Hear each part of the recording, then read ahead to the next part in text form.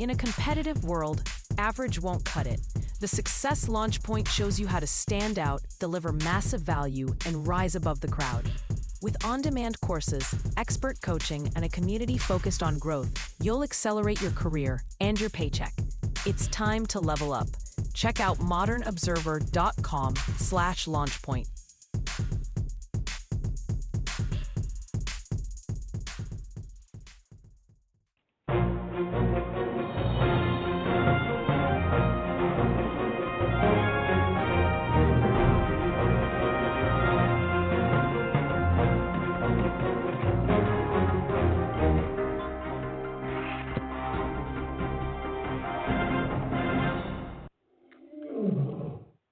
Welcome to another edition of Carnivore Radio. I'm your host, Jeff Sherman, along with Dr. Eric Lopkin.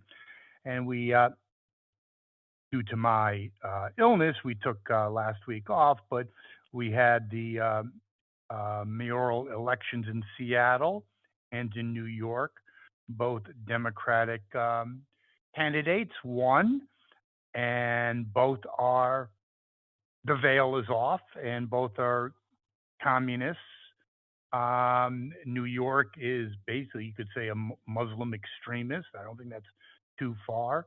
The veil is off the Democratic Party, isn't it? The old school, maybe your little left of center, even Chucky Schumer, who's fairly hard left, but they're gone, dude. Gone, gone. It's a brand. It's like it's not your father's Buick. Remember that commercial? It ain't your father's Democratic Party. I'm sorry to break it to you. No, it's not. And there was a very interesting conversation about that. Bill Maher had with Cheryl Hines. And one of the things they were talking about, and they actually did say, this is not the Democratic Party that I know. But one of the things that Cheryl Hines was talking about is the sheer attacks that the Democrats did against RFK Jr. and against herself personally while he was running in the Democratic primary. By contrast, she said, when RFK Jr. started talking with Trump and started endorsing Trump, Republicans embraced them with open arms. It was two very different experiences for them. And the Democratic Party is now a party of hate. This is what they were saying in the conversation. And you are seeing right now, thanks to the results of Election Day, there is a full-blown Democratic civil war going on. Schumer had a press conference. Bernie Sanders literally commandeered the press conference and blasted the mainstream Democrats for not supporting Mondami, not supporting other far left candidates. And now when we talk about far left, we're not even talking about the squad, because Hakeem Jeffries, who I think we can all agree is pretty far to the left, he just found out he's being primaried in next year's elections by someone even further to the left. I think your point is amazing, actually, and I never thought of it, is the squad, okay, the squad, which was radical out of control of 3-4 years ago, is probably not radical enough. It's really something that's spellbinding. This is not just for posturing.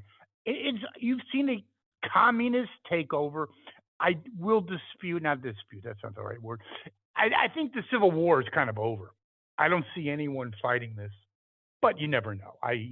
It looks like it just opting out. And I think the strong headwinds, the strong winds, are with radical socialists, anti-Semites, anti-American candidates. It's hyperbole. That is how everything looks at this point. I have heard from several insiders in the Democratic Party that this is actually a full-blown civil war, most of which the general public is not seeing.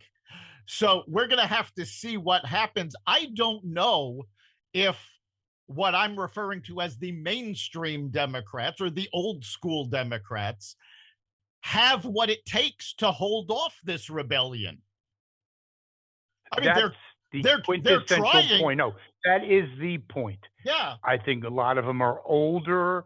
They're not as socially, media savvy. I think their message does not resonate with the new Trotskyites, which are the youth movement, the red shirts, if you will, the Maoists of their party. And I don't think rationalization is in the cards, meaning to have a rational dialogue.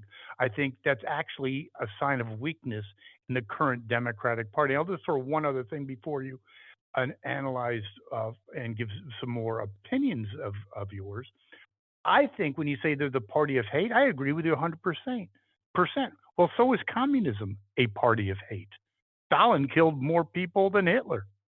They're not a tolerant. That's a misnomer. Socials you could say, whatever. But communists are a hateful party. It's not kumbaya time. No. You ever visit a gulag? There you go. Communism has never been about love, despite the fact that folks who quote Marx will often say, well, it's about equality and it's about everybody benefiting. That's never been how it works out. And we're seeing the same thing here. And yeah, I don't know what AOC is planning. She may be planning a run for president in 2028. She may be planning on taking on Chuck Schumer in 2028. I know I've said previously that he wasn't up till 2029. I was wrong on that. It's 2028. She's got to make a choice because she can't run for both seats. But I honestly, my guess, whatever it's worth, and some analysis I've heard, is that she is not endorsing the challenger to Jeffries because she feels that if he probably will win, Jeffries, that is, and she needs him. And that is amazing to me. I'm going a little bit on a tangent, but actually, I would have to say, I think you're jumping the gun on that. Nobody has endorsed either Jeffries or his opponent, because his opponent, whose name I cannot think of at the moment, only filed his papers a few days ago. So nobody would have endorsed anybody at this point. Oh, no, I stand correct. I meant intended. She intends to probably stick with Jeffries because, and what boggles my mind, okay, Kamala, that kind of is spellbinding, and so is Uncle Joe, about people with little talent but high aspirations. And AOC would be a new level of excellence. Yeah, dumber than rocks. It really is amazing what the Democratic Party has turned into. And I keep seeing quotes from JFK and from Jimmy Carter and, quite frankly, even Bill Clinton. And these folks would have been thrown out of the party for being too right-wing. Now, let's face it. I mean, going back to JFK, okay, maybe you could make some cases for him being slightly on the conservative side comparably. Jimmy Carter? Not at all. But Jimmy Carter, no, I agree with you 100%. No, Jimmy Carter is way too conservative. Would be thrown out on his ass. His ass. Yeah, it is way absolutely amazing what has happened. And you're starting to see now. I can throw statistics at you all day, and they all say the same thing. AOC has been the least effective congressperson in history. She has never gotten a bill out of committee. Her district has absolutely fallen apart. I don't know that she can even take Chuck Schumer in an election, because she may be able to swing New York City, or certainly Manhattan, maybe parts of the outer boroughs. She's certainly not going to be able to take Staten Island. She's not going to be able to take Long Island. And quite frankly, given that the polls already show in next year's elections that Elise Stefanik is already running away with the governorship, upstate New York isn't going to vote for her either. So she may end up deciding to stay in her current seat because she can win that easily. She's going to have a lot harder time than she thinks trying to appeal to anybody on a statewide level and certainly on the national level, because Here's where I fundamentally disagree with you. We've got an area. You're assuming an IQ above 90. I'm kind of kidding with you. Assuming who has an IQ of over 90? Because I've AOC. No. I've never assumed she is okay. Yeah, to steal a line from Senator John Kennedy. She is the reason that there are directions on shampoo bottles. Exactly. So all the analysis, and again, your analysis is spot on. I'm not finding any fault with that. But you're talking about someone that went to a high price, mediocre college, sorry to burst everyone's bubble, and came out as a bartender. Yes. Unbelievable. But I mean, that's the one thing that not just AOC, but the far left in general is going to realize that there is a large portion of the United States going from the Appalachian Mountains in the east to the Rockies in the west and south of Chicago that doesn't want to have any part of them. Yes, and that's why I will hope and pray that she does run for president, and I hope she does get the nomination. And they say you can never go back to like a Reagan or a McGovern defeat. Not so sure about that one, because you're right. I mean, unless you're insane, like, part of Los Angeles, Manhattan, no one's going to vote for her. And on a debate stage with J.D. Vance, I think they'd have to throw in the top. It would be cruel and unusual punishment, something like that.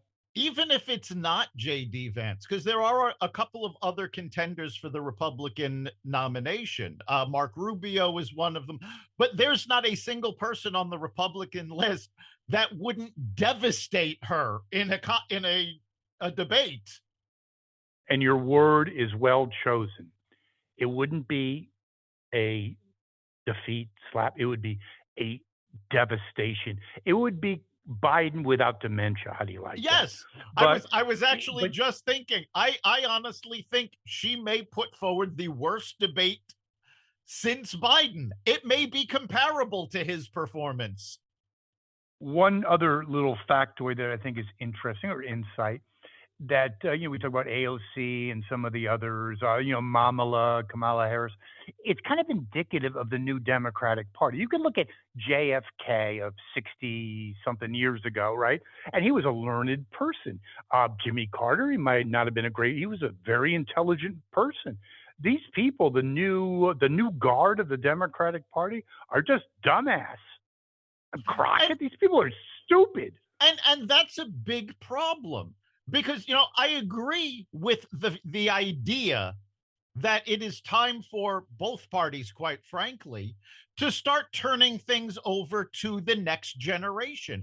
And you're seeing that on the Republican side within the Trump administration. He's got a lot of young people who know what they're talking about. They're very responsible, and they're doing an excellent job.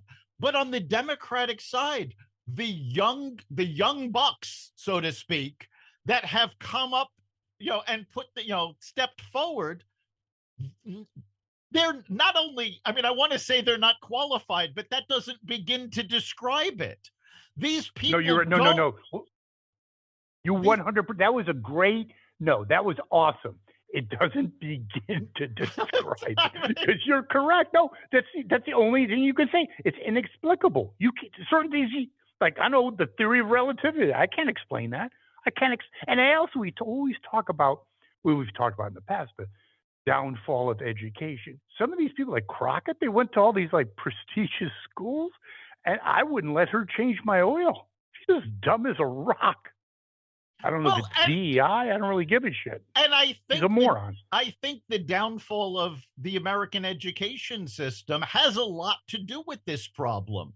Because these are folks, if you take a look, the big difference between the younger folks in the Trump administration and the younger folks in the Democratic Party is that the younger folks in the Trump administration all had actual jobs. They were There all you a go. success in the private sector, in nonprofits, in all sorts of different endeavors, where none of these folks in the Democratic Party has ever held a real job. They've never had any kind of decision-making ability. So you're seeing a Yeah, group that but is but it's just but it's completely playing to their audience. unprepared. Agreed 1,000, but it's playing to their audience. It's the unprepared preaching to the unprepared. Yes. Products of colleges that teach you shit.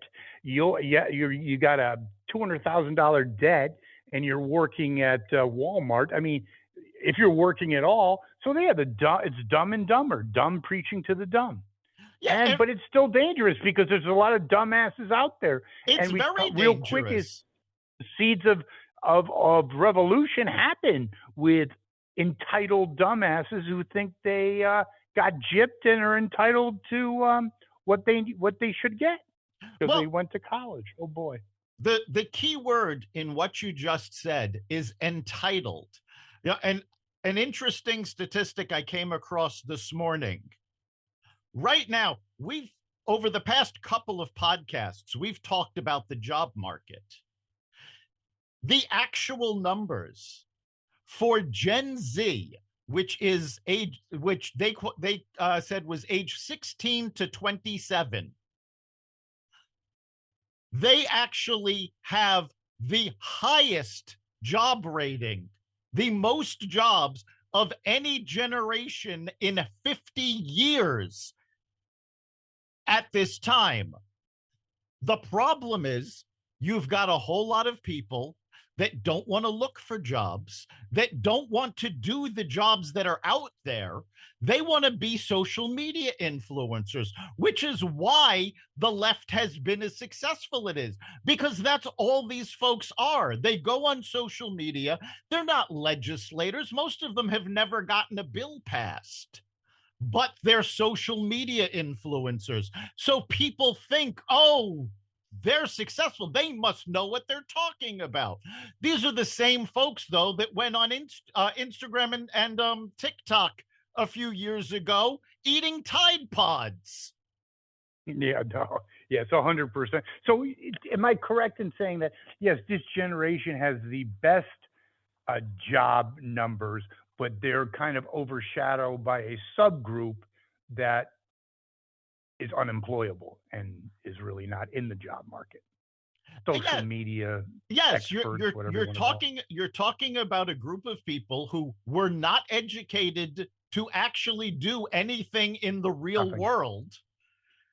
And it's not, I mean, we talk a lot about higher education, but this goes, deep into K through 12 as well. They're not prepared to compete in the real world. They're not taught real world skills. They're also not taught how to think. They're just taught to parrot.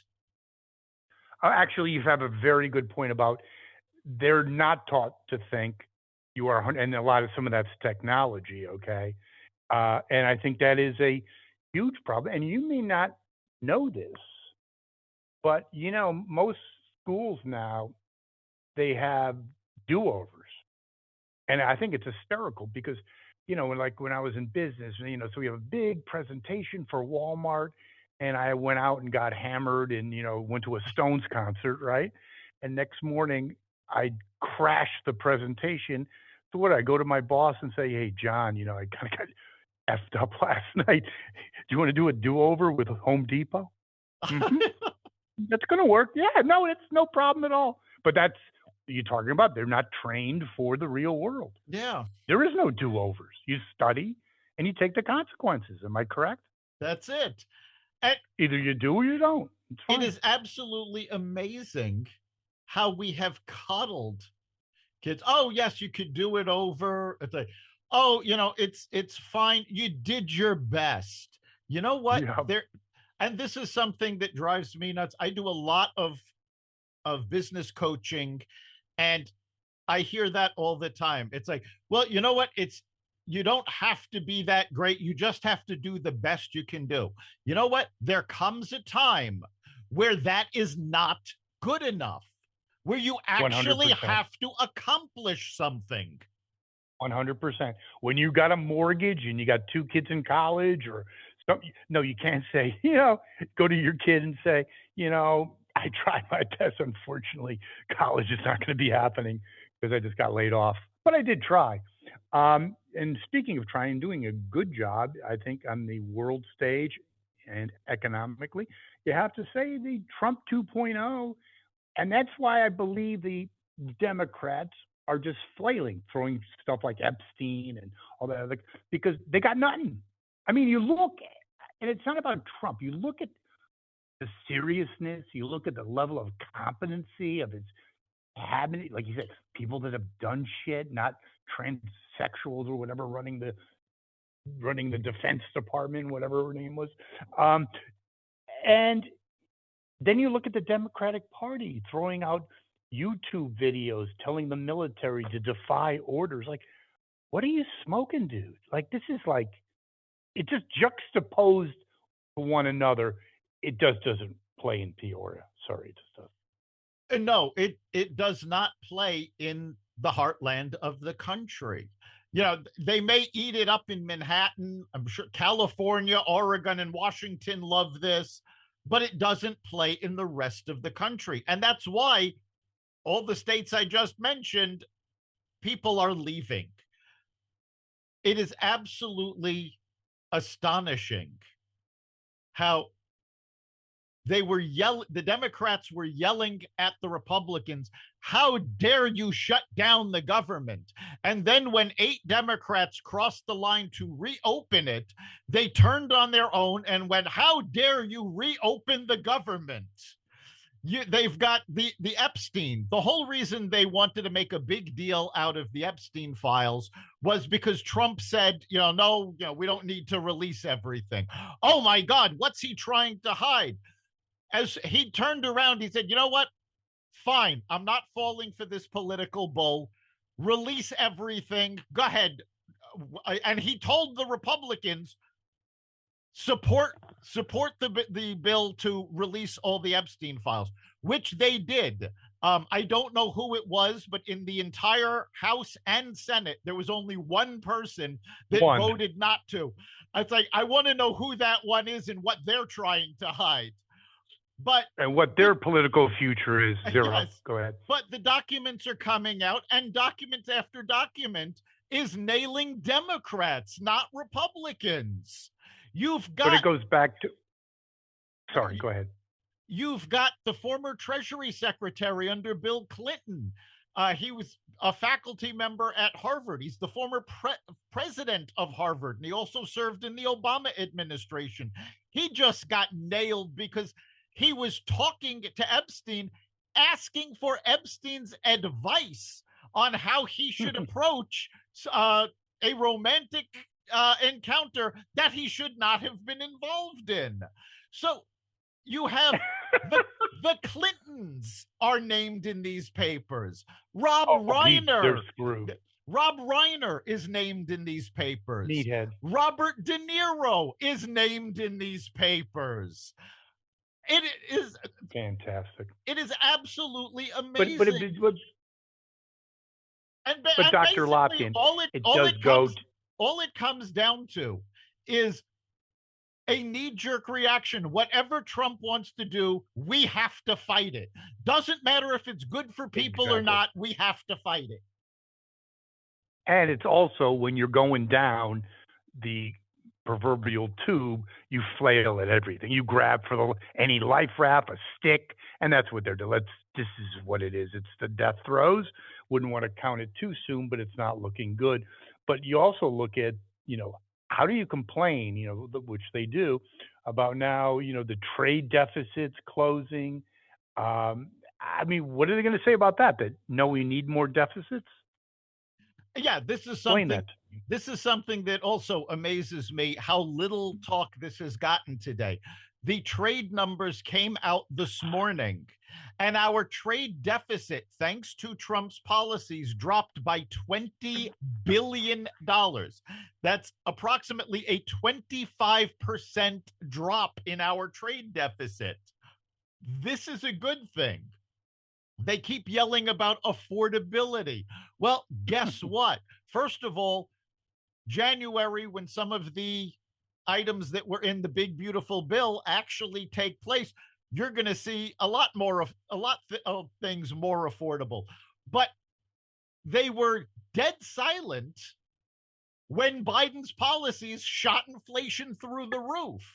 Over the course of the last, not quite a year, it's like nine months, since Trump has been in office, we have had an average inflation of 3%.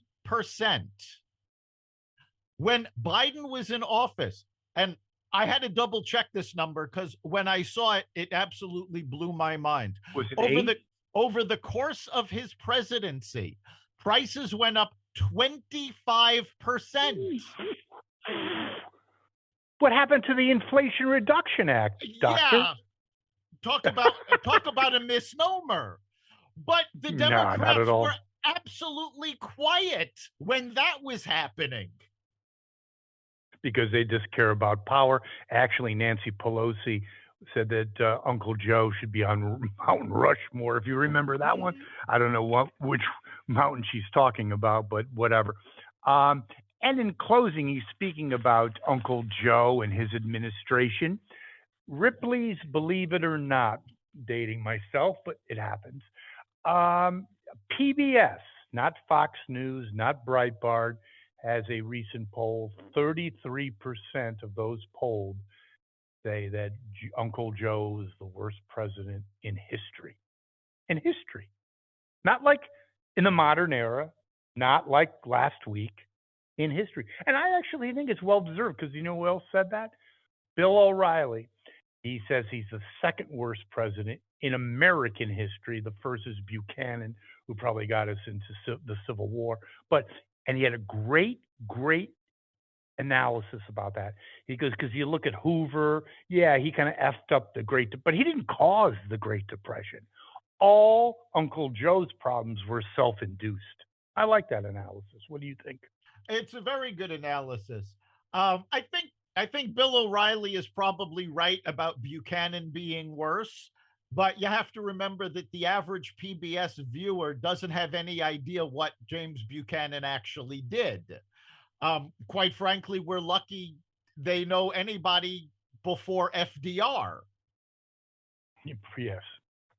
Well, they do have their nice PBS bags, their tote bags. They've got the lovely tote bag paid for by the Helena Rubinstein Foundation. And there you go.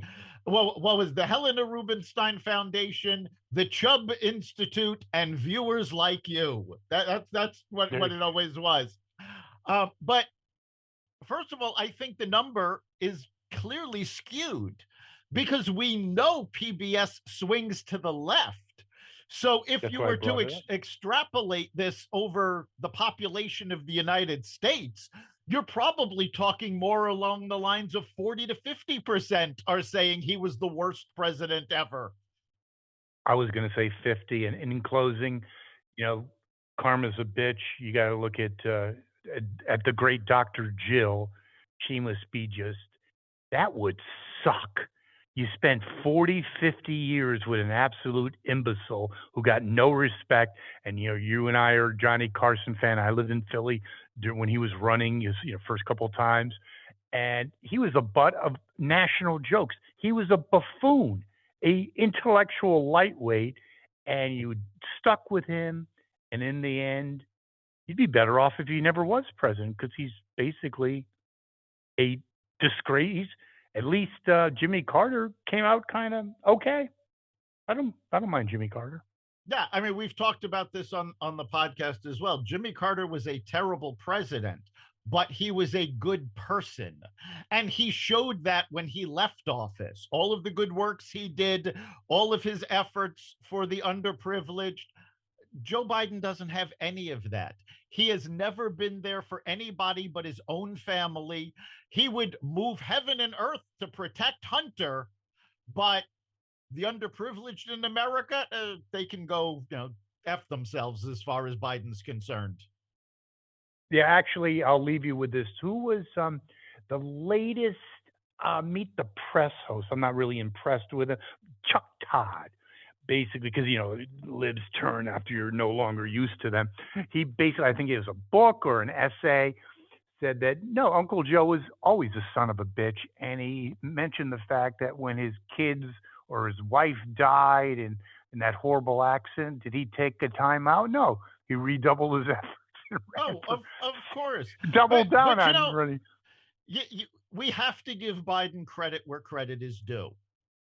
Joe Biden and his administration have created a golden age in the publishing industry. How many books are coming out about Biden's administration, the Democrats in general? You've got Original Sin by Jake Tapper. Kamala's got a book out. Joe Manchin. Is that a speak and spell? Yes. Go ahead. Joe Manchin's got a book out. Karine Jean-Pierre's got a book out. And I just heard Senator John Kennedy has a book out with what may be the best title I've ever heard. It's called How to Test Negative for Stupidity. Brutal. Well, yes, it's going to be the gift that keeps giving for a while. I think I totally encourage Uncle Joe to do more speaking engagements because the YouTube retakes are just amazing, as well as Kamala. But we will not be together next week. I wish you and our listeners a happy Thanksgiving, and we'll do it again in 2, won't we, Dr. Lopkin? Yes, we will. Happy Thanksgiving to all our listeners, to you as well, Jeff. And of course, we want to hear from you. Go to the Carnivore Radio Facebook page. Message us. Let us know what you think. You can also message us at xvadio.com/connect. We always want to hear your opinions. And of course, you can catch every episode of Carnivore Radio at xvadio.com, the Carnivore Radio website, Apple Podcast app, YouTube, Rumble, Spotify, iHeartRadio, Audible, Amazon Music, and other platforms that respect freedom of speech. Thank you, Dr. Lopkin. See you in 2. We'll see you then.